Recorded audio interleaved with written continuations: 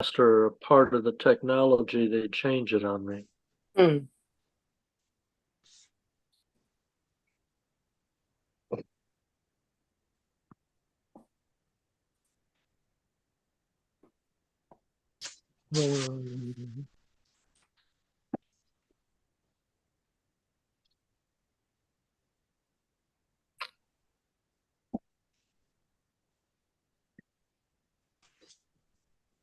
Okay. Oh, okay. It shows up live. Okay. So for those There we of go. you who might be watching on YouTube Live, we are continuing with the Oxen of the Sun section.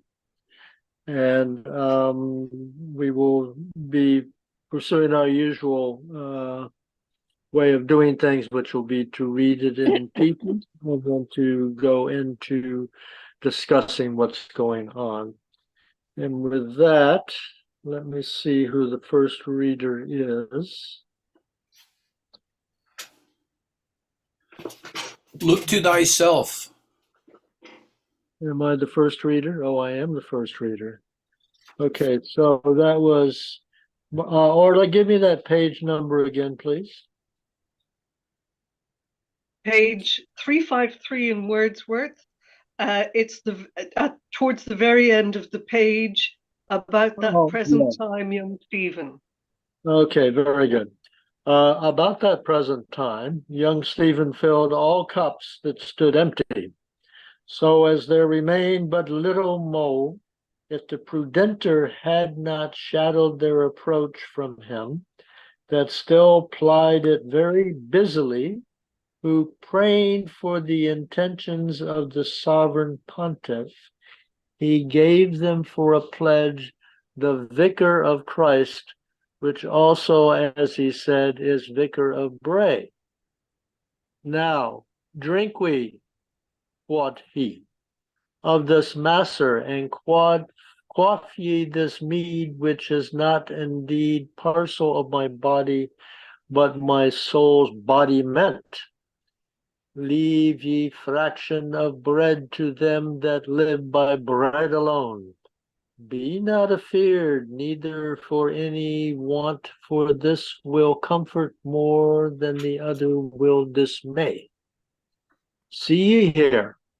And he showed them glistening coins of the tribute, and goldsmith notes the worth of £2 19 that he had, he said, for a song which he writ. They all admired to see the foresaid riches and such dearth of money as was here before. His words were then these as knoweth. Know all men, he said, time's ruins build eternity's mansions. What means this? Desire's wind blasts the thorn tree, but after it becomes from a bramble bush to be a rose upon the rood of time. Mark me now.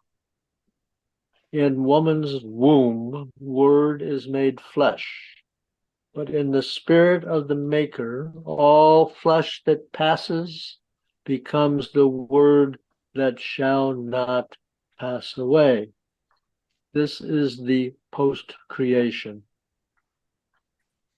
Okay, I am going to stop here. Post-creation. I'm going to recommend some translation of this. Okay, good place to stop. Thank you.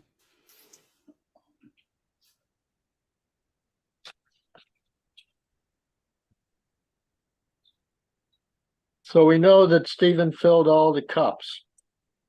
You got that? Who's the prudenter?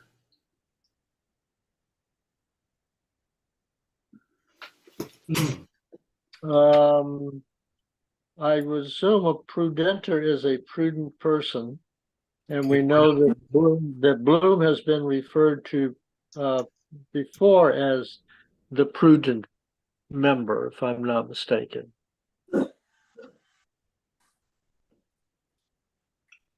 So as there remained but little more, if the prudenter had not shadowed their approach from him, that still plied it very busily, who Is this just simply saying that Bloom somehow avoided being poured a libation?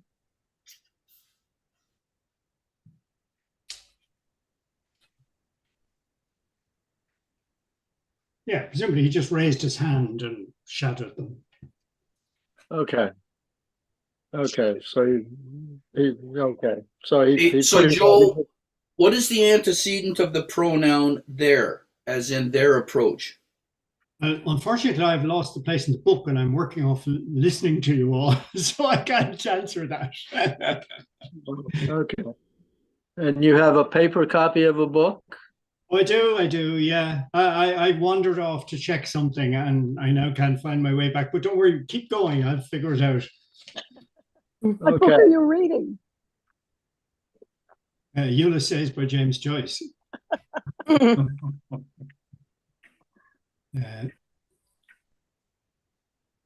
still.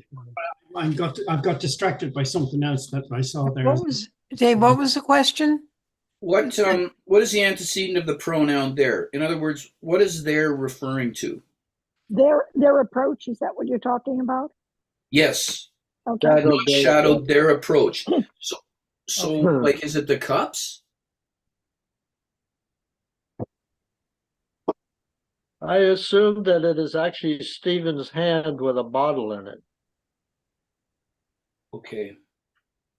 That's just a guess on my part, but if Okay. there's a Substitute. if there is only one person more. that there must be the combination of a person, Stephen, with an object bottle. Okay. But I don't know if that makes any sense or not. What If was that? Bloom is saying no, is he putting his hand over his glass to stop them? Right. Who is them? Oh, over Stephen, sorry. Stephen. He is stopping Stephen pouring him a drink by putting his hand over his glass, which is how you stop someone pouring you a drink. Right. Mhm. Or you get a wet hand, right, Orla?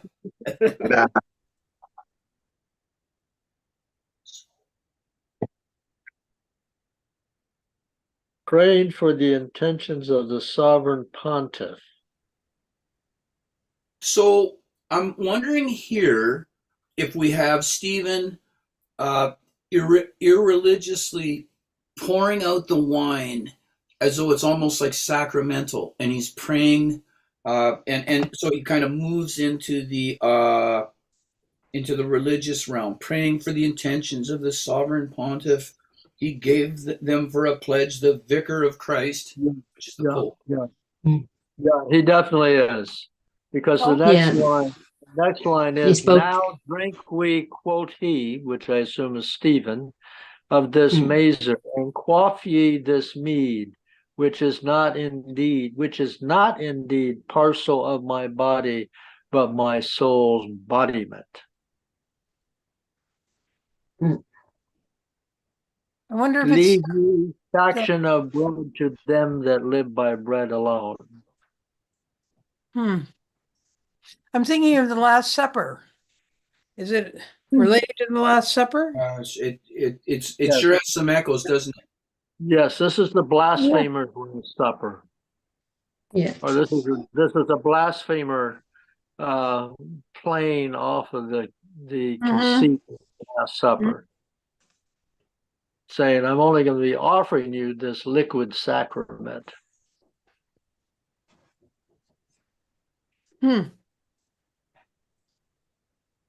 Yeah, now drink we, quoth he, of this mazer, and quaff ye this mead, which is not indeed parcel of my body, but my soul's bodiment.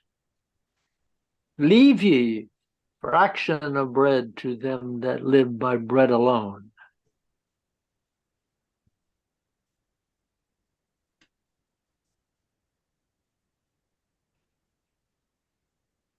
Yeah, so he's thoroughly snockered and in a quite blasphemous mood. That's saying man shall not live by bread alone, but by every word that proceeded out of the mouth of God. Yes. These guys don't worry too much about the words from the mouth of God. They go by just Right. shut up, you know. So But he he is a very interesting drunk rather than a tedious drunk, in terms of what's coming out of his mouth. I mean, he obviously knows a thing or two, and in his drunken state is digging down and employing them. yeah. Mm-hmm. And Yeah, then very much so.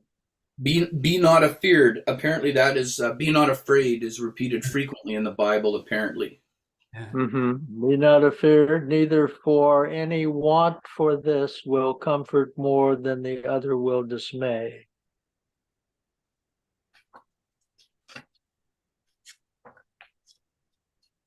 All right, well, that's a very interesting sentence there, which I wish someone would translate. Be not afeard, neither for any want of this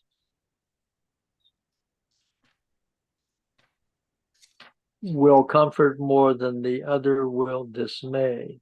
will the Eucharistic wine comfort more than fear will dismay?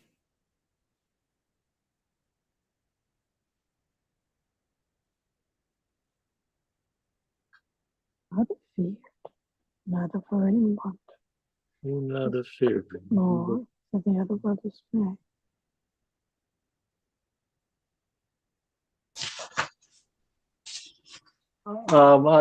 To me, this is just plainly saying, don't worry about not eating. This libation is going to take care of it all. Yeah. Yeah. If you put a comma after the want, be not afeard neither for any want. Yeah. Yes. Will comfort more. Okay. So it's you don't worry about the want of food. The old booze will sort of Okay. That is very helpful. Thank you. Yeah, and is it not a fact that we have not seen Stephen eat anything since breakfast time? Oh. find out later that he hasn't. And he's already had at least one drinking session that I can think of with the people from the press room. Yeah. And he's been in the Moira, and he's been in another place.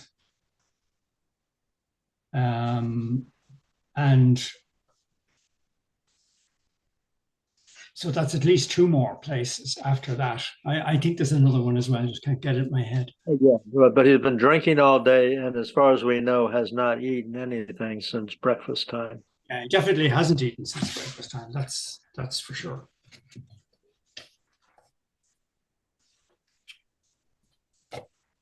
Which may be trivial, but I think is interesting.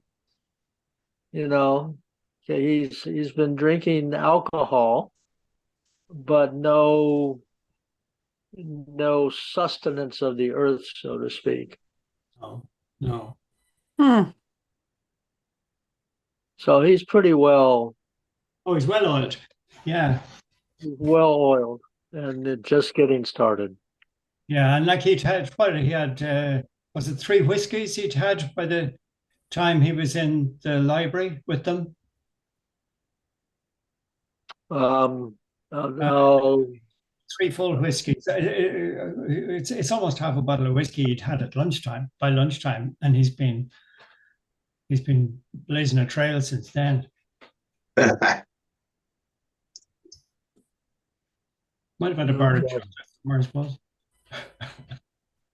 So he's drunk here, and then he says, see ye here. And he showed them glistening coins of the tribute. And Goldsmith notes the worth of £2 19 shillings that he had, he said, for a song which he writ. Yeah. Which is an outright lie. Yeah. But it's a lie he wishes were true. So the question is, sorry, I'm butting in there. I beg your pardon. No, not at all. Is how much did he get from DC? Oh. He's got what he says there. £2.19 left. It'll give us some indication. We could turn that into pence, and then working off 2 pence per pint, we could express his consumption in pints of Guinness. Or less we could express his expenditure. And that's what I was trying to do the time I lost my way in the book. And I can't still find out how much he got from Daisy.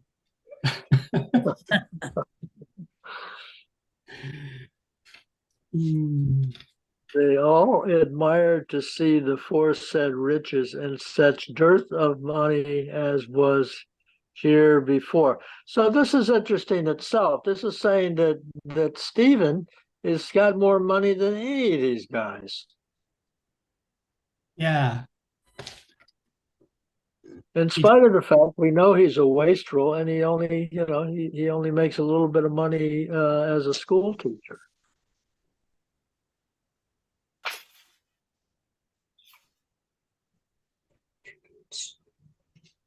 So if he's got £2.19, yeah, Okay. that's exactly what I'm doing.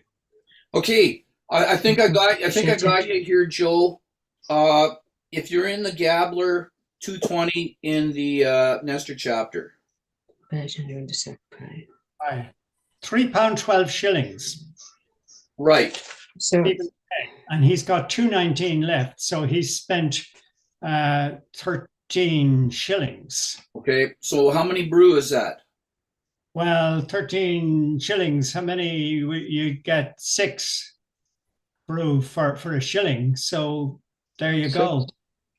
That's Well, a lot. that's a lot. That's absurd. yeah, About He should be by my rights, Joe, he should be dead by alcohol poisoning by this point. absolutely. He's being mugged on prices. Right.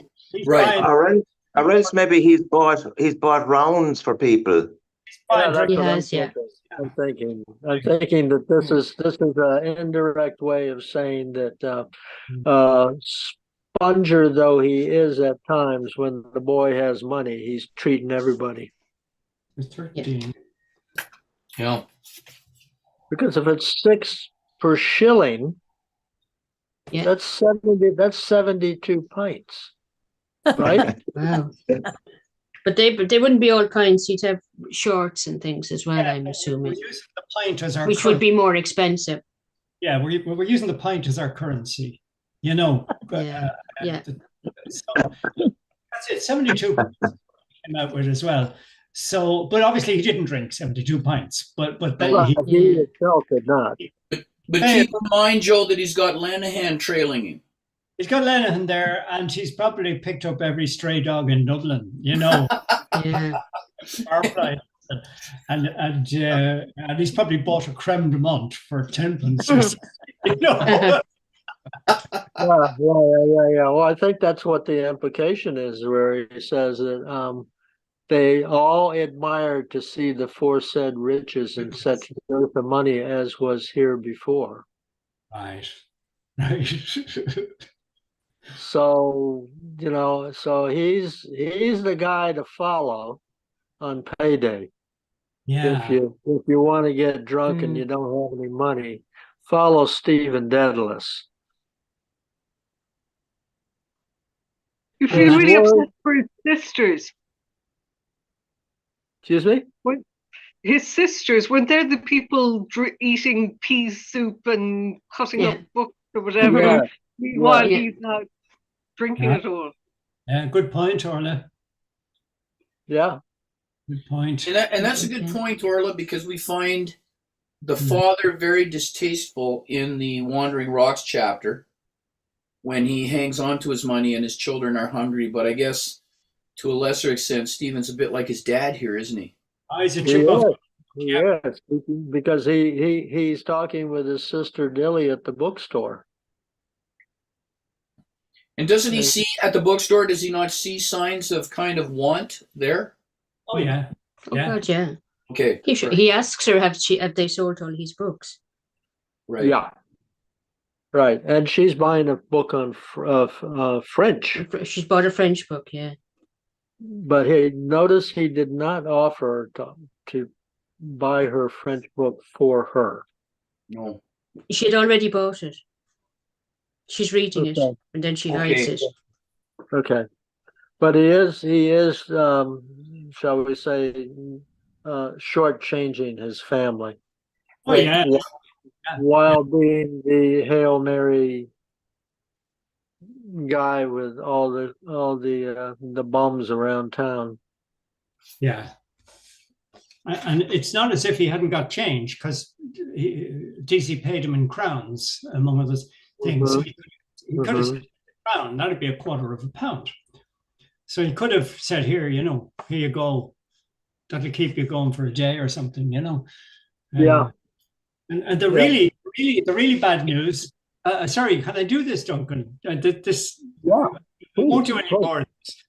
But by the time we get to see his count handing over to Bloom, he hands over his £1.07, a penny. Yeah. He will have spent another 192 pints worth of money. What? And that gives us some Wow. idea when they go to Burke's what the round cost. Huh. So, Everybody else has to buy a pint too, right? Everybody else buys pints. Except Stephen is buying pints, and then he's buying pints for somebody else, and that somebody else has to buy pints for everybody. yeah, but it's at In closing. an ideal situation, yeah. At closing time, there'll be no more pints bought till tomorrow, and then tomorrow's another day. So it's interesting. That's a total distraction. We shouldn't be. I shouldn't jump ahead. I don't think it's a total distraction at all. We're talking about, I mean, the things that are coming across to me is that actually he got paid pretty well for his school fees. He got a month's pay. That was a month's pay? Or was it a week's pay, Joe? Oh, I thought I thought it it was a month. Yeah, it feels like a month. And it bears no relation to his debts at the time. Do you remember the big string of debts? Like it made no impact on the money he owed. Yeah, Right. no, there's no concern about taking the money he got and paying people back. Yeah, But I think it's kind of a joke with that thing where Bloom is trying to get that guy to pay him a few pounds. Yep. And the guy keeps on slipping away, Bloom keeps on dropping hints, hey, how about that money I loaned you? Yeah. So we have similar behavior, I believe, on the part of Stephen Dedalus, where on the one hand, Stephen is spending like a drunken sailor while acting the miser with his debtors. Yeah.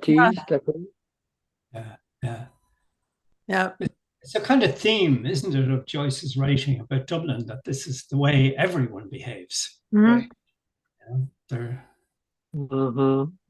And it gives you some idea of why they get so cross with Bloom, having won all that money that he hasn't won. Yes. It's really, he's sinning against the whole society, really, by just pretending he hasn't won anything. Yeah. So here we go. So I hope you all are enjoying this close parsing. His words were then these as followeth: know all men, he said, time's ruin build eternity's mansions. What means this? What means this? Have you got that, Trina? It's in slow. The death of the body Yes. is a step to eternity, but I would defer to the clergyman's daughter from Montana on that one. I'm just looking it up right now. 3. Okay, let me keep looking. I haven't found it yet. Will I give it to you? We're on Know All Men. Is Confessions of an English Opium Eater by De Quincey. Oh, De Quincey. De Quincey. Know all men by his presence that I am a licensed opium eater. Where is that? Now I'm lost. 757 in Sloat. 757 in slow. Top of the top, second one down. Okay. That's it. So Okay, there it basically, is. All right, thank you. Okay, we're on the trail. Sloat has them all figured out, you know. So, Joe, you also have Sloat? Oh yeah. no, so this is Stephen's justification for being a drunk right here.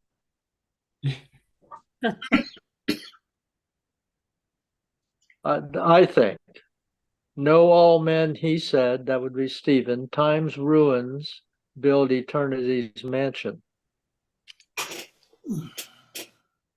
Which I translate as, I know very well that I am getting really drunk, but I will reap artistic benefit from my drunkenness.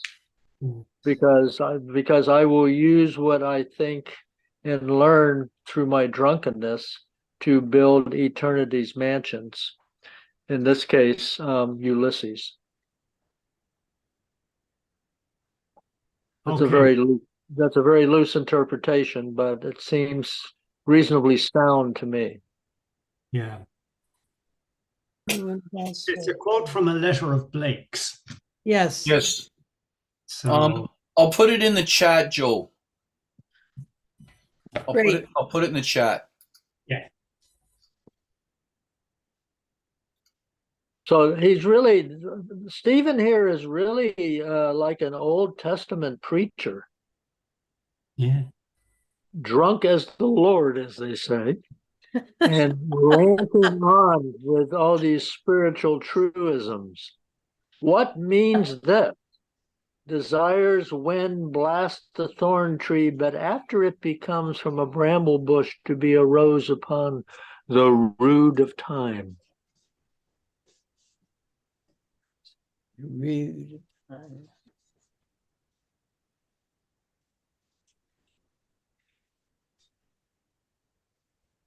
Hmm.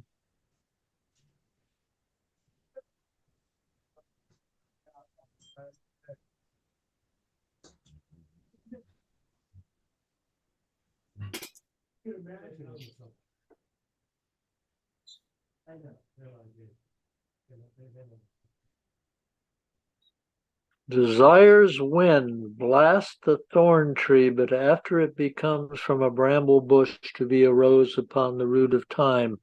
Mark me now, in woman's womb, word is made flesh, but in the spirit of the maker, all flesh that passes becomes the word that shall not pass away.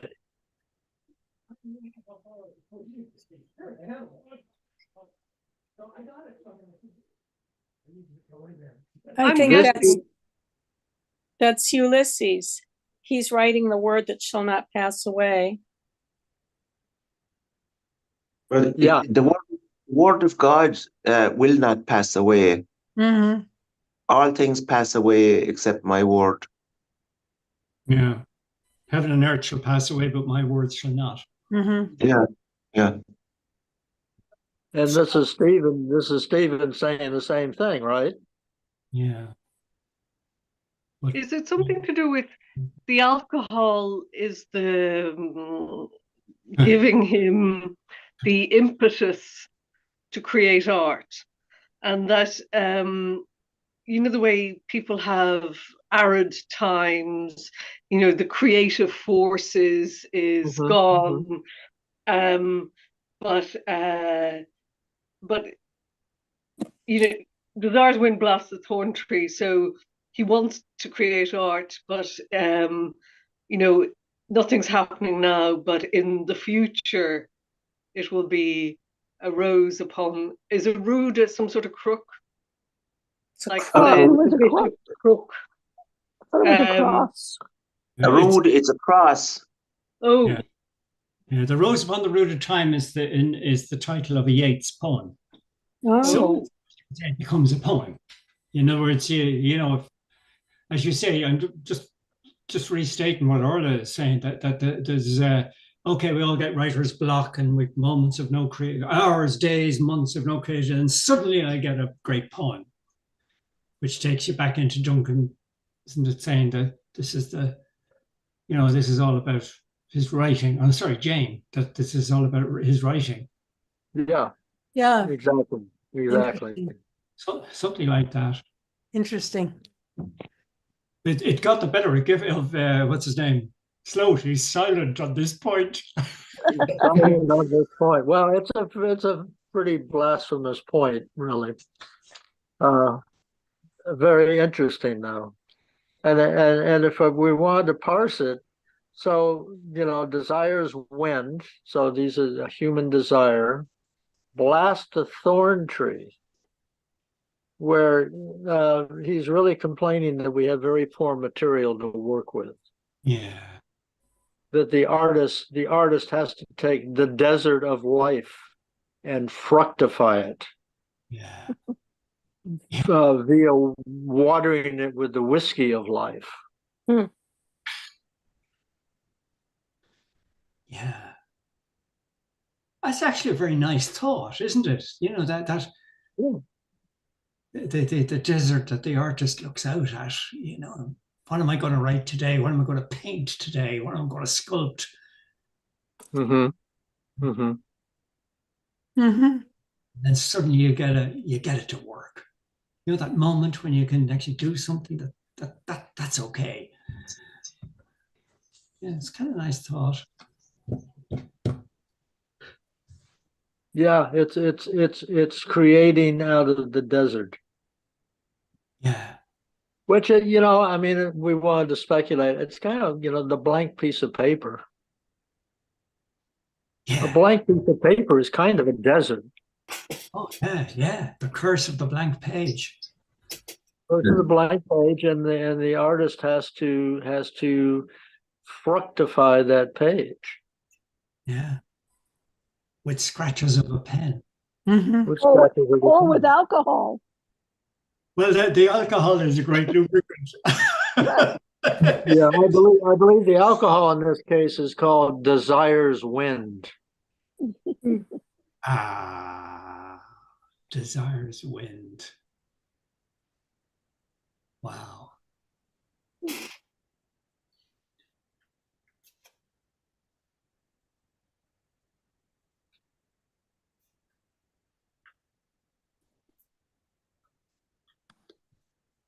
Which to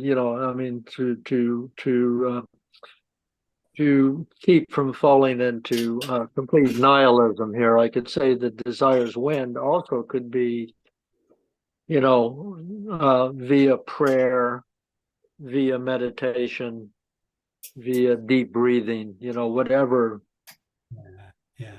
brings the creative spirit. In this case, in Dublin, the most ready creative spirit was the pub and the drinks at the pub and the conversation with all these rascals.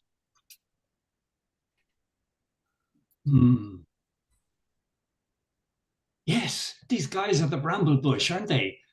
They're bad material to work with, but he will make a great work out of them. Mm-hmm. Yeah. Mm-hmm. Well, what So was the that thing? pints are fueling his creation. Yeah. The pints are fueling his creation. And so someone remind me of the story of Abraham and Isaac and the burning bush. Don't they all fit together? Oh, I thought the burning bush was Moses. Yeah. The burning bush Moses? Okay. But there was a bush, because when he went to clergyman's daughter, you can do the fact checking on this one. But my thought is that Abraham went to sacrifice Isaac on the Lord's command, and I think the knife was raised, but then God said, no, don't do that. And entangled in a bramble bush by the horns was a sheep that he was able to sacrifice instead. Like I said, you should all fact check me on that one, but I think that's what I remember. I think that's right. Wow. Okay. Well, let's look at a creative interpretation. It was that same bush that the goat was tangled in. That it was the burning bush that Moses had to deal with later. Hey, why not? But so, which is great if you're not the sheep. Yeah. I'm getting infected by Stephen's spirit here. Yes, Yeah, no, it's well, look at the word post-creation. yes. This is the post-creation. This is Yeah. not the this is the post-creation. After their creation. Yeah. So this is creation after creation.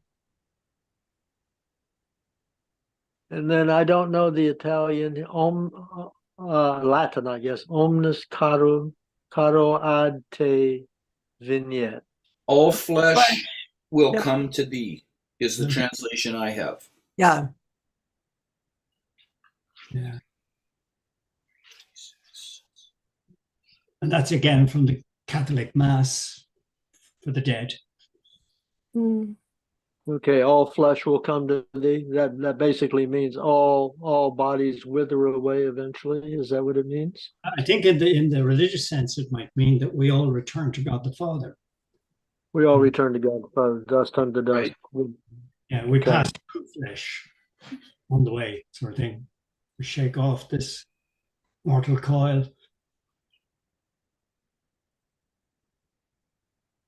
And he's playing with the, is it, Matthew, Mark, John. Isn't it in John where the word shall become flesh? And here the flesh shall become word. Don't know. Yes. Word is made, in a woman's womb, word is made flesh. Whereas I believe the opening to the Gospel of John is the flesh shall become, no. Yeah, John on the It's the word. opposite. I'm getting confused here. Word is flesh. If the word is made flesh. Is that at the beginning of John? The word shall become flesh. Right. Yeah. That's right. Okay. Right. In the beginning, the word was made flesh, right? Yes. Among us. And then as you continue the sentence, the flesh becomes word. That's what I. So you've got echoes of the beginning of the Gospel of John, and then you have the opposite. The flesh becomes word. I would also point out, and this is a note that I'm sure I got from Gifford, the Latin omnis caro ad te venet. You can also find in the Proteus chapter, line 396 to 397. Hmm. We've seen it before. Mhm. Oh, okay. Okay.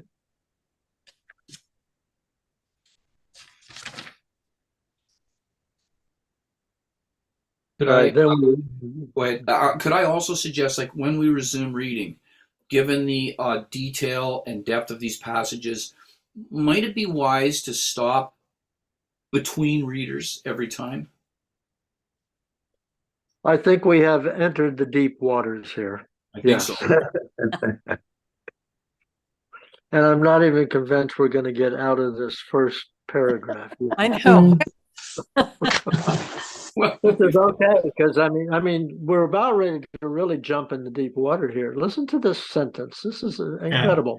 Yeah. No question, but her name is Pusant, who haven't tried the dear course of our Agenbuyer, healer and herd, our mighty mother and mother most venerable.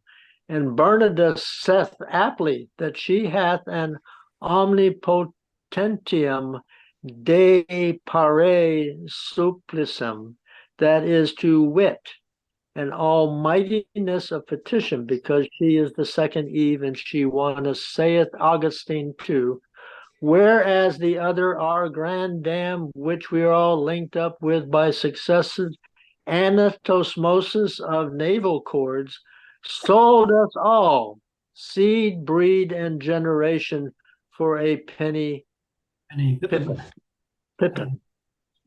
So the contrast between Eve and Mary, I'm assuming. Yeah. Hmm. But what a monster that sentence is. Mhm. Even going to Ogden, Ogdenbuyer, I assume, is related to Ogdenwit. No, it's the Redeemer. It's the Redeemer? Agenbai is to buy back or ransom in Old English. So it's the Redeemer. You redeem a debt. So that's. Joe, does Sloat have anything to say in terms of translating the word Aventryde? I can't see that word. Why can't I see it? No question. Okay, it's early in the sentence. No he's question. But her name is puissant to Aventryde, the dear. No, he's not nothing on that in itself. Okay. But if you just translate that sentence, Aventryde the dear course, that is, put the body of our Redeemer, Healer, and Shepherd within her womb. Okay. That's Aventryde. Dear course. Oh, that means must mean to have put the body. Okay. That's all the only words that could reply. That is, put the body of our Redeemer. That's the Agenbuyer, Healer, and Shepherd. Herd is the shepherd. You know, the man who herds the sheep. So is the Agenbuyer Christ? Yeah, that's what I'm wondering. Yeah. Oh, yeah. Yeah. Okay. Are they referring to the Immaculate Conception? I think they're referring to the death, right? They're referring to the death of Bacon. Okay, Aventry. I've got Aventry. Aventry is from the French "enventre," to put within the womb. Yeah. Okay. Where did you find this, Joe? Further down in Sloat. Okay. Corpse. Okay. Are you using Sloat, Dave? You know, if I win a lottery, I'm gonna buy it. But I think it's about over $200 Canadian. No. No. Really? Yeah. How about if I buy it and send it to you? Oh boy, I gotta tell you. Yeah. Yeah, You have to pay a gift Amazon card? is $50 or something like that, less than $50. Oh, really? Okay, thank you, Katrina. Like, if that's the At case, least that's when I bought my copy. Yeah. okay, sounds good. I will take a look. Less than 50 Take is a look, within and Dave's budget. if need be, I can send it to you as a gift. I imagine the authorities are. No, not I'll order focused. it. Or my 4 children sometimes will pool their money and get me things like that. Okay. But Joel, can you help me out again? So Aventryde is to place within the womb? From the French, quote, to put within the womb. Thank you. On ENVENTRER. Where is it? And that's definitely the Immaculate Conception, if that's what they're talking about. Yeah. But the Immaculate Conception Because they refer to her is as Mary. Mighty Mother. Yes. You know, Donna, we're about to get a catechism lesson from New York City on the Immaculate Conception. Carry on, Lois. The Immaculate Conception has nothing to do with Jesus. Mary was conceived without sin. Mary. She is spotless. She is immaculate. She was conceived without sin. Has nothing to do with Jesus. And it's sort of this back way of the church coming up with, well, Mary couldn't have had original sin. She was the mother of Jesus. So therefore, the Pope in 18 whatever came up with this doctrine of Immaculate Conception. Yeah. But if she conceived, there was something in her womb, surely. Yes, but Didn't the Holy and that's Spirit? Yeah, Well, but this is she her she was you're mother and virgin. Yeah. But Donna, you're right. Something was put in her womb. It's Jesus, the Redeemer, was put in her womb, but that's not the Immaculate Conception. When Mary conceives Jesus, it's not the Immaculate Conception. When Saint Anne conceives Mary, that's the Immaculate Conception. Yeah. So it's Mary is the Immaculate Conception. That's not what they taught me in school. In a Yeah. good Catholic school, contemporary. It is a mistake commonly made, Donna, but I have to go with the the New York edition on this one, because I made the mistake frequently, and I had somebody point out, no, just a sec. You know what? I'm going to Google it and I'll put it in the chat. How's that sound? Yeah, I never knew that. Better. Yeah, That's no, my it's understanding that. of it as it's well, a that mistake Lois commonly has made. it correct, that the Immaculate Conception is nothing to do with Jesus, that it is the conception of Mary. And that's my understanding as well, Lois, yes. Oh, I never knew that. That's I new. think we're I on the didn't brink either. of heresy here. We're going to have to get mass said in the house, I think. I think so. I think we've just We'll given all up- come. Isn't the arrival of Jesus the visitation? Mhm. Isn't that isn't Yes. that the visitation of the Holy Spirit? Yeah. Mary goes to It's cyclops. visit Elizabeth. Most conception is to believe That's that the Mary was visitation. free of religious sin. I've got it in the chat. Oh no, I'm getting it wrong. But you know the way Martin Cunningham he says, Bloom says, Christ was a Jew, his father was a Jew. That's enough now. He has no father, says Martin Cunningham. I think he's echoing our debate here, There was a program in RTE years ago called The Reardons when I was a child. And at one point, Benji Reardon, more or less the son of the family, he says to his mother, Jesus was a Jew. And the mother's response is, Benji, stop blaspheming. Yeah. I was Sunday nights covered. Yeah. But I'm still confused. So Jesus was also the result of an immaculate conception, no? Or Well, did you it have to to do- you have to ask the question. Wait, what do you mean by immaculate? Miraculous, yes, is not the same as immaculate. Okay, so the Holy Oh, okay. Spirit or whatever. That's why people hear immaculate like immaculately clean, Yeah. but it's not the same as miraculous. I just have thought of it as virginal, I guess. Yeah. Yeah, that's how I tend to So You see, Our Lady, the mother of Jesus, was a virgin. She was like 16 or something. She was betrothed to Joseph, who was an older man. right. And next thing Joseph found out, whoa, she's pregnant already. So what he decided was, look, I'll just quietly divorce her and we'll forget all about it. But an angel came to him in a dream and said, no, you stay with her. That's the Immaculate. That is she's carrying Jesus, the Son of God. Okay, good. Thank you. I must say that this has been a great discussion about the Immaculate Conception, because with my other Ulysses group out of Montreal, we had exactly the same discussion. Yeah, so it's a good discussion. Yeah. No, this is good. Boy, I never knew that. That's really interesting. Mm. I forget which pope it was. It might have been one of the Piuses in You know what? the late 19th century. I'll find out. I think it came about when the Pope lost the Papal States to Italy. They lost a lot of their political power. So they said, hang on a second, if we're going to lose this political power, we'll get some other power back and we'll have some spiritual power.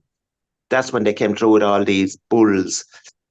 And that's when they think they forbade if a Catholic married a non-Catholic, the children had to be brought up as Catholics. I think that's when that rule came in, and they think as well the infallibility of the Pope. Yes, the infallibility was a new idea in the 18th or 19th century.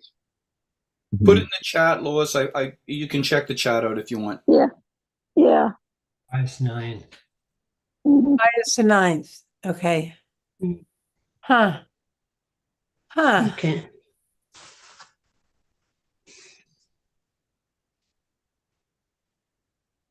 And of course, he's infallible, so we have to believe it. Mm-hmm. It's actually the Holy Indeed. Spirit that's speaking Yeah. when he speaks Ex cathedra. Yeah. Ex cathedra, right? Huh.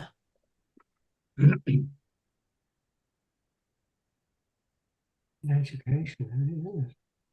So when you hear about bring this up one more time, when you hear about the virgin birth, that's talking about, who's that? Miraculous. Miraculous birth. It's the Holy Spirit has done this as a miracle as But part that's of something Jesus. that only, but that's Jesus. That's Jesus. Yes. Right. So then you have to sort of backdate to, well, gee, how could Mary have sinned? Yeah. Well, It's all backdating. yeah. But the Holy Spirit came from a strong gene pool, didn't he?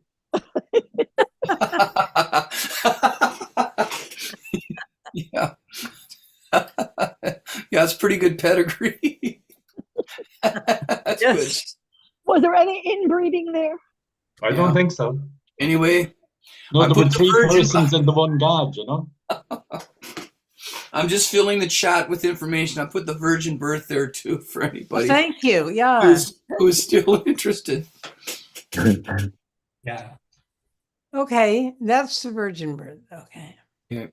You'll see in medieval paintings the what's it called? I might be wrong. The visitation, the annunciation. The Annunciation. And you'll see a little beam of light going into Mary, and there's a name for that. The incubus, is it? That's troubling. It's the whole. Yeah, there is a word for it. It's almost like the quickening, but it's not. Yeah, and you see it down in the National Gallery here, the famous painting with that depicted in it from medieval times. And it's amazing because the picture is exactly what Lois has described and what Dave has put on our chat. Spamming the chat. So, And by the way, Joe, the visitation was when her cousin Elizabeth visited her. yeah, and they were both pregnant at the same time. And somebody's baby quickened at that time. I think it was. I don't know if it was baby That was Jesus. John the Baptist. that's John. Oh, right. And Yeah. I think, yeah. Somebody quickened. Yes. Yeah. It was John the Baptist. It was John the Baptist for joy inside in the womb of his mother when he came in close contact with baby Jesus. Was also in his womb. He leaped for joy was the phrase. Yeah. Yes, inside in the womb of his mother. Right. When one mother met him up with the other mother, he knew he was in close proximity to Jesus. And she was way past the time for conceiving at that stage anyway, wasn't she? 80 or something. And what was her husband's name? Zachary. What? Zachary, yeah. And he was struck dumb, wasn't he? Because he was, yeah. Because he disbelieved that she was pregnant. Yes. And she smiled. Wasn't it something like she had a beatific smile while she was telling the story? I would just point out that I watched a very interesting program suggesting that Jewish boys in particular are quite sharp because they have to know all these rules and laws and so forth and keep track of them. But I think we Catholics also have invested a great deal of intellectual energy trying to keep on top of the papal dogmas and doctrines and the New Testament. Yeah. Could I suggest, Dave, that it was the beatings we got from the Christian brothers is the reason we remember it. So right. It's not accuracy of mind. Correct. Yes. Okay. It was survival. Right. But I mean, I think right here in this one paragraph, we are benefiting from the enormous amounts of time that the young James Joyce spent in the Marsh Library reading arcane theologies. And then going out and getting drunk. One does. And if he was reading in the Marsh Library, he would have been within a cage. Yeah. When you entered there, the librarian brought you to a cage and locked you in, so you wouldn't be disturbed while you were studying. Ooh. Right, and then You can still books. see it nowadays. Yeah. I visited there recently. It's quite interesting. Oh, okay. Yeah, that's something that I would actually like to see. And that I think is responsible for a lot of what we're reading. The combination of all that medieval theology mixed with modern Dublin and whiskey and, you know. Put it on your itinerary, Duncan, for your visit. I wonder in the archives of the Marsh Library, came up with a situation I was in, would they have a record of the books that James Joyce read? Because that would, I think, yield a lot of insights into many of the questions about his writing. I'll find out, Joe. This time, yesterday, I was having that conversation. Wondering, what are the chances? Does anyone know anyone in the Marsh Library who go down to the vaults and get the lending cards out? Or get those pink slips out. We could certainly ask. Yeah, you can certainly ask, and the chances are, I would think, rather good. I don't know how it works in the Marsh Library, but I know in the research library here, I mean, you submit written request. And then the librarians go down and dredge up what you requested and deliver it to your research table. So they certainly have records of everything that's been requested, and probably by whom. Yeah, and probably signed for at your table, so that when they discovered 3 pages missing 10 years later, the next person asks for it, that they know you're the guy who tore 3 pages out of our book. Yeah. So, yeah, what you did about pages, buddy. but this is so fascinating, because I mean, here I'm imagining, I'm post-creating here. Here I'm imagining, Joyce going and researching in the Marsh Library, and then, going out and getting drunk as a skunk, and all this arcane knowledge is combining with his literary knowledge and his desire to create, and coming up with all this stuff. I mean, this is like Dionysian revelation going on here. Yeah. Is it Donna? I just my want to come back computer went down, and I was just going to say, I thought they were locked in the cage, and I've missed half this conversation, so that they wouldn't steal any of the books because they were so valuable. Yeah, that's what I was thinking as well, Orla. That just comes from a bad mind, Orla. Yeah. 2 bad minds, so.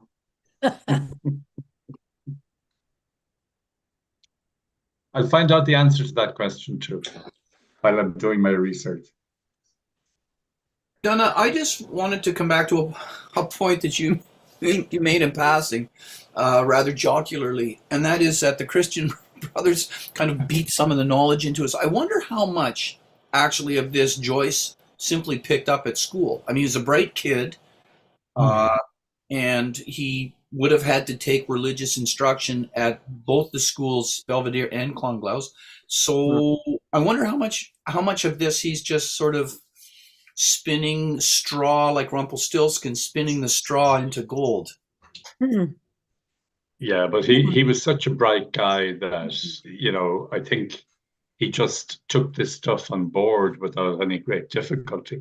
We've heard that, he was not a great student because he found it very difficult to apply himself. Yeah. But that didn't mean that he didn't achieve great knowledge, both in school and university. Yeah. That's a good point. Yeah. And I wasn't being jocular, Dave. Do you want to see the scars? Oh, okay. Yeah, well, you think about it, like he would have been in school for, say, 10 or 11 years and would have had religious doctrine as the first class every single day of the school terms. Right. So, I'm just thinking back to my own, and probably Donna as well. Like, it was hard to come out not knowing some of this stuff. No, I haven't exactly excelled. Right. Mm-hmm. Let me go back to this earlier sentence here, which I think is very key. Desire's wind blast the thorn tree, called them the religious classes at his schools. But after it becomes from the bramble bush to be a rose upon the root of time. Yeah. So, I mean, all the students at those schools got all of this theology and stuff, but the ability to convert this dry theological doctrine into something fruitful is the real talent. Right. Hmm.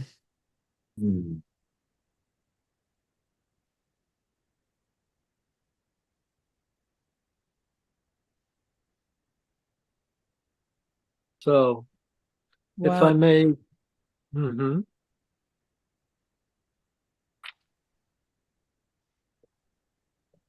Jim. Yes, Duncan. Oh, I thought you were somebody started to say something. No, not me. Where are we now in the text? Are you in the Arrowhead Gabler? to Vanius. Bottom of 320 if you're in the Gabler, Lois. Yeah, I know, but did we finish a sentence and are we moving on to another sentence? Well, we finished. Oh, We kind of finished the sentence. We Okay. finished one sentence or part of We it. got through Penny Pippin. She is the second Eve, and she won us, saith Augustine, whereas the other are grandam, which we are linked up with by successive anastomosis of navel cords, sold us all seed breed generation for a penny Pippin. So a contrast between Mary and Eve. Okay, so make the contrast for us there, Dave Little. So Mary is the second Eve, and she won us after the original sin. To wit, she won us, saith Augustine, to whereas that other our grandam, that's Eve, which we are linked up with by successive anastomosis, which means cross connections of arteries, branches, rivers, etc., of navel cords, sold us all seed, breed, and generation for a penny Pippin. She ate the fruit. And a pippin is an apple, right? Apple, yeah. A Pippin is an apple, is it? Yeah. Yeah. So we're back in that. Okay. That phrase "seed, breed, and generation" is a very well used Irish phrase. It means I know all about him. I know his family and his grandparents, etc. Seed, breed, and okay, seed, breed, and generation. Okay, okay. Yeah. But here, Stephen is being quite drunkenly, albeit quite respectful to Mary. I mean, he's really pointing out. He's pointing out clearly the difference between the first Eve and the second Eve. Yeah. Which, when you think about what a blasphemer he tended to be, this is quite, I think, important to realize that how much respect he had for the Mother Mary and what a difference it made. Yeah. Which goes back to Dave's point about the schooling. He was secretary of the Children of Mary, which was a sort of a praying group for schoolboys at the school, and Joyce was the secretary. So they would have had little regular meetings every week with homilies on the subject of Mary, and this is what we're getting. We're getting the subject of Mary here. The word they used, Joe, was sodality. The sodality, isn't it? Sodality, right. Yes. All coming out tonight. Yeah, Fidelity of Mary. I was certainly part of it. Weren't we all? And this then echoes what we saw in the previous chapter in Nausicaa, right? Where their Marianic imagery is employed from time to time. Yeah. She looks like the statue of Mary in blue, and She's blue and white. Yeah. And was the church service that was held in the background, was that a church devoted to Mary, or was it, am I thinking of another church? Let's Star of the Sea. Stella Maris. Star of the Sea would be. That's Mary. That's Mary, yeah. Okay. Yeah. Stella Maris, as we say. Maris.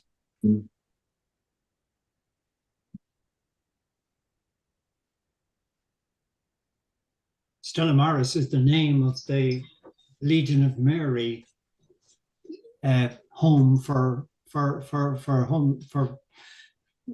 homeless men. Stella Maris. The Stella Maris hostel, the hostel for men living in the street. I'd say they can't cope with what's there now, but like when I was a child, the Stella Maris was where guys went, and I think they got a bed for a penny or something, that kind of thing. And you got Well, the reason my ears pricked up so much is, of course, Cormac McCarthy's final book was called Stella Maris, and I didn't realize that where that came from. And that's there is another person like Joyce who was very irreligious but took religion very seriously. Cormac McCarthy, so that's really interesting.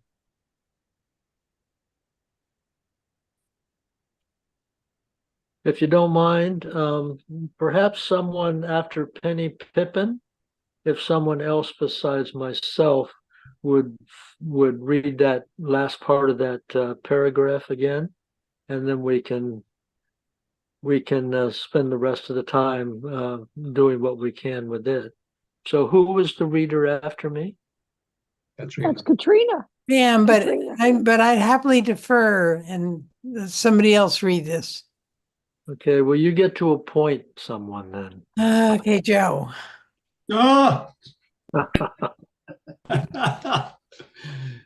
Okay, but here's the matter now.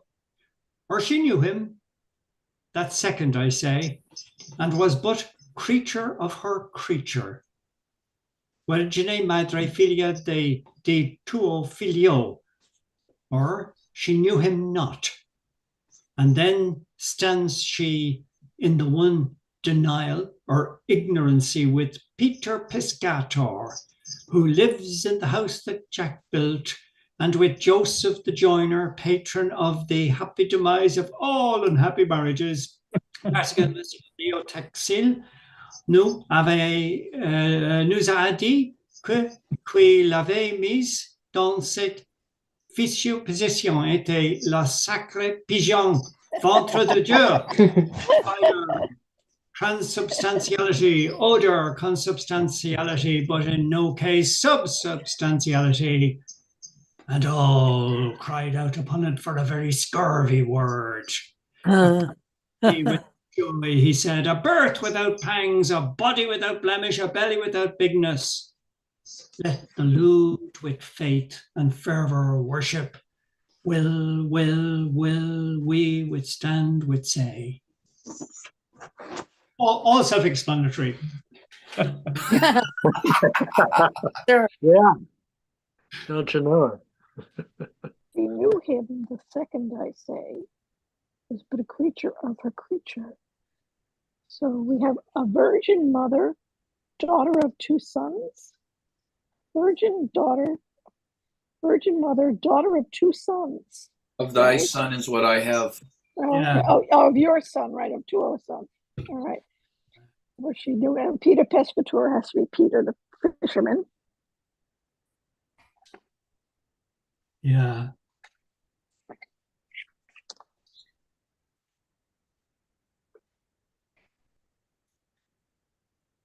That's kind of a contradiction, that if you give birth to God, you're giving birth to your own creator.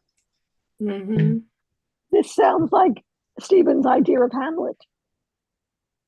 Yeah. But it sounds contradictory. But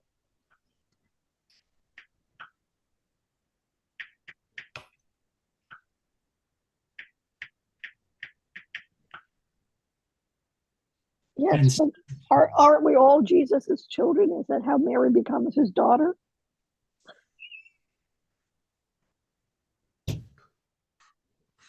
Daughter of your son, daughter of her son. You're giving birth to your own creator. Yeah. So As we all do. Which we can do if we step beyond time. I think this is where Dante comes in. yeah. Sloat has Dante's Paradiso referenced. Oh, okay. Yeah, that would make perfect sense, because that's the whole idea, is that when you get to Paradiso, you're actually stepping beyond time and space. Yeah. And words, and therefore, the daughter can be the mother of the son. Yeah. It's beyond our comprehension. It's a mystery. It's a mystery, exactly. A mystery. Oh. Yeah, I would say it's a mystery in the sense that it cannot be put into words. Yeah. Which I think is one of the marvels of the mystical rose image in the final parts of Paradiso. Right.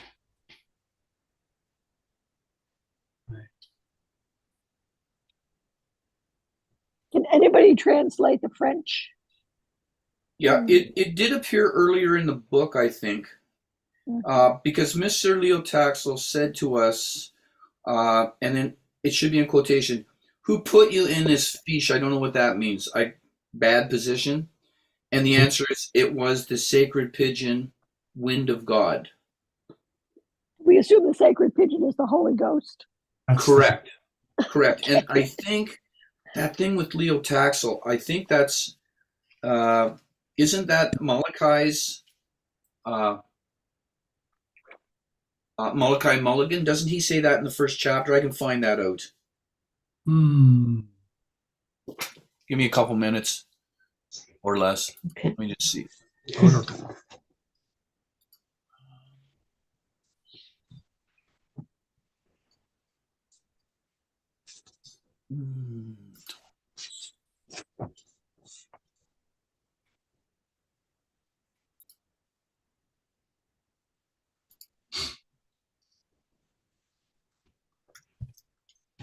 Can you imagine being around somebody who could talk like this? No. I wouldn't spend a lot of time with him. You wouldn't spend a lot of time with them? No, I wouldn't sit. No, there's just so much of this you could take even with a couple of beers in it. You took the words out of my mouth, Joyce. I would think that the rhythm and the rhythm and the poetry of the words would be so mesmerizing that meaning would be unnecessary. Okay. Unavailable.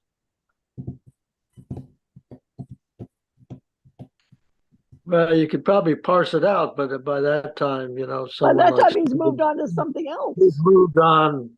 Yeah. Chapters later. It's overwhelming.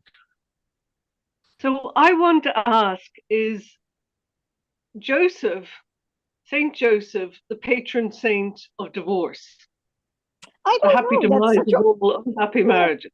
That's a really strange thing here. I thought that was odd. Joseph the joiner, so that's Jesus' father. Jesus is stepfather. Earthly father.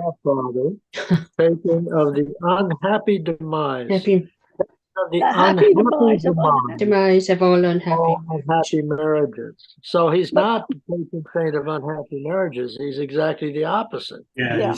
You pray to him for a happy marriage. We've seen but the demise of unhappy marriages. So if you're unhappy, I guess you're supposed to make a novena to Saint Joseph. Good luck with that. This is really fascinating. This is implying that the cuckold, if you will, the cuckold, Joseph, would be the patron of the happy demise of all unhappy marriages because he is totally accepting of his wife, Mary, being impregnated by the Holy Spirit. He did have an angel explain it all to him, didn't he? He did. When he was thinking of doing a runner. That would be helpful. Yeah. Would be. You might. I don't know if that would wash today. The angels were busy back then, weren't they? I mean, Mary had an angel, Elizabeth had an angel, Joseph had an angel. Yeah. So, and the Bishop of Dublin believed in angels and taught us a lot about them. But we all have angels. Each and every one of us have a guardian angel. Yes. That's right. I can see him over your shoulder, Jim. I know there was someone behind me, Donna. Right shoulder. Yeah, we're assigned a guardian angel at our birth, and that guardian angel stays with us right to the very end. Yeah. And recycle else then. Once we die, does our angel go to someone else or did they just do one? I don't know. I suppose they probably get a break, I suppose. Yeah. It's a mystery. It's a mystery, everyone. Another mystery. Yeah. Do you think they retire the guardian angels when you die? Did they send them somewhere on a pension? There's so many people that have to keep recirculating. Oh, they recycle. Go back to barracks for a rest, and then they're sent out again. Yeah. Next one up. But is there a kind of a message here for Bloom? Yes, I think so. That's actually what I was trying to imply. Yeah.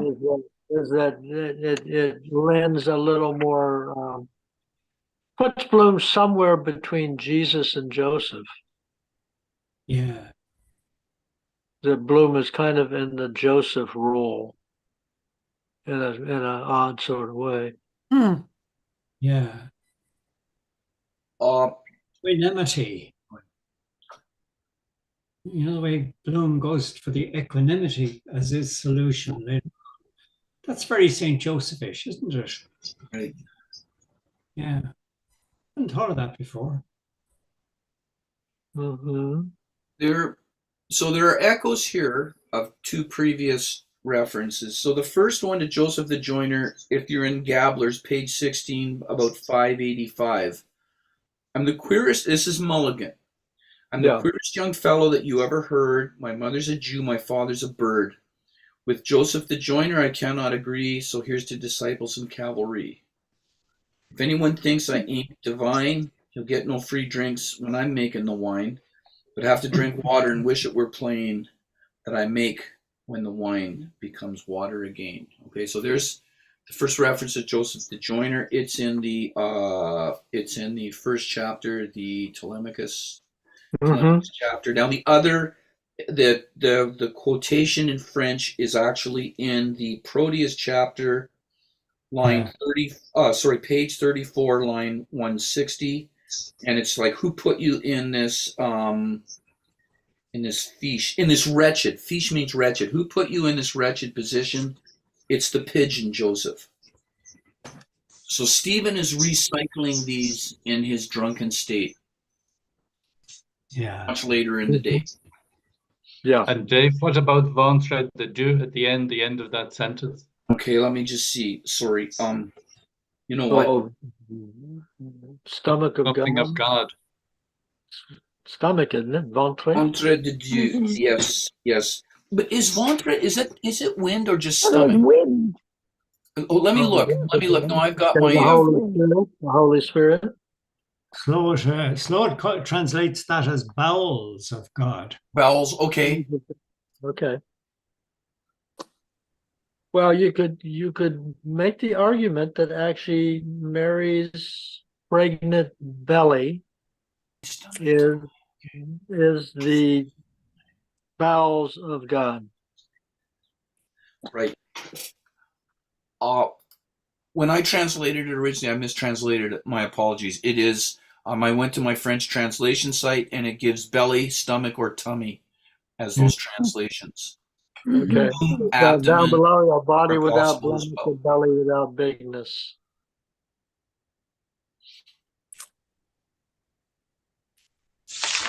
And then okay, so we're getting. Oh, actually, we're past our time. But anyway, So, the last part.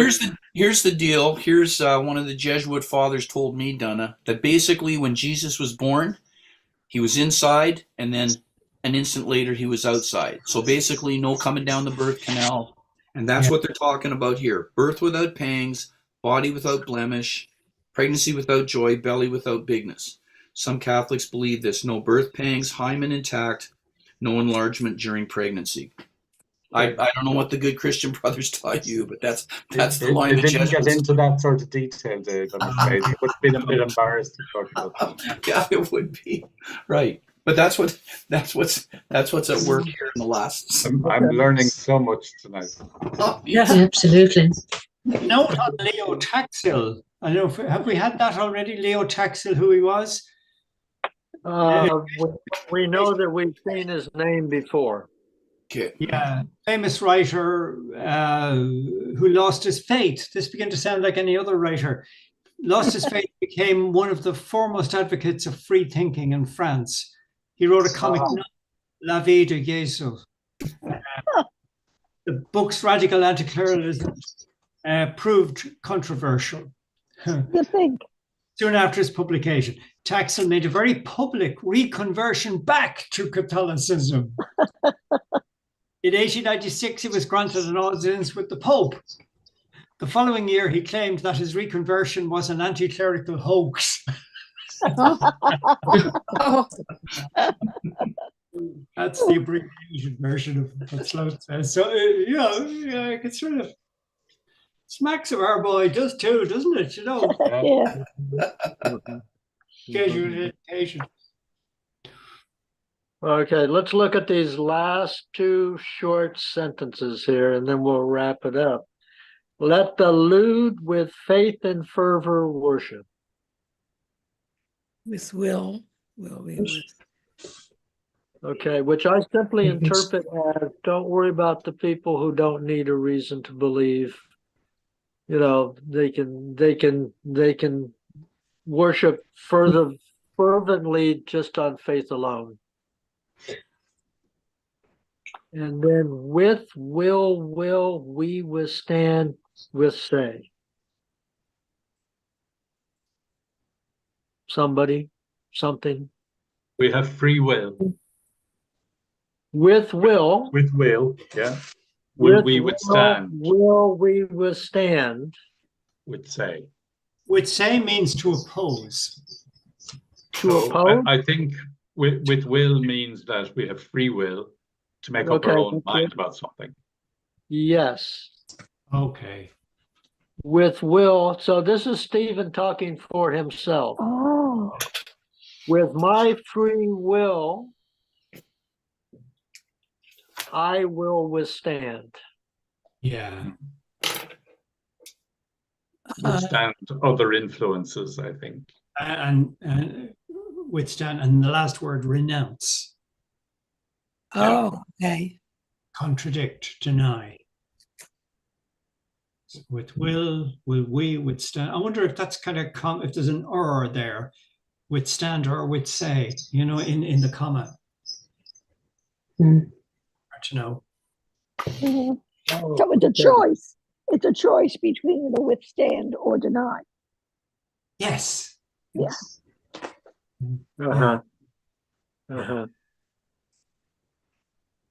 Maybe free will is the answer to it, as Duncan said. Yeah. Yeah, I think yes, very much so. Come with free will or don't come at all. Yeah. Although he's saying come anyway, you know, for you other people, but that he's going to, if he can't come with his free will, he's not coming. Wow, this is too much fun. Is this against the law? Yeah. You mean canon law? At this rate, we'll finish the book by the 200th anniversary. We're going to be like that. We're going to be like the group in California that took 28 years to read the book. Oh, anything like that. That's those guys are reading in a complicated way, so that if the clerics were reading it, it would be a bit difficult. So he's trying to get it under the. What he's really saying is too hard to decipher. Yeah, I think so, Orla. And also, if this went to court, could you imagine a jury wrestling with this stuff? Court. So I feel that this is why he goes back to this invention of language, because he's dealing with all the taboos. You know, contraception, abortion, birth. Right. And it'll never reach the end of the case because it'll take them. They'll have to read it like those. I think that is certainly a valid interpretation of the whole thing, but I actually think that he is hoping that some of his readers will parse it in this sort of manner to actually figure out what his points and arguments are. Sure. And that there is no way to really understand it without this kind of work, and that's a necessity. It's not a choice; it's a necessity, and I think he's demonstrating that himself by having his main character Stephen being drunk as the Lord himself while spouting all this stuff. Yeah. To a bunch of other drunks who I doubt if anybody there at the table has more than a 30% chance of understanding what the hell Stephen's talking about, but they're fascinated because he's a talker. Yeah. So anyway, that's my point of view at this time. Maybe we'll change tomorrow. And he's already been passed over to go to that party. Yeah. That evening. That's yes. right. And I think this is Joyce's way of showing, of kind of rubbing it in that he should have gone to that party because this is what these people are missing. Mm-hmm. Yeah. Well, it's been a marvelous time. Mm-hmm. It has. Absolutely. Yeah, it's been Thank great. you. Good. Thanks. Duncan, can you hang on just a minute after everybody goes? I just need to talk to you. Sure. Okay. Okay, sounds good. See you next week, guys. Bye, Bye-bye. everybody. Thank you. Bye. Bye. Thank you. I just wanted to ask you about the session tonight that's coming up.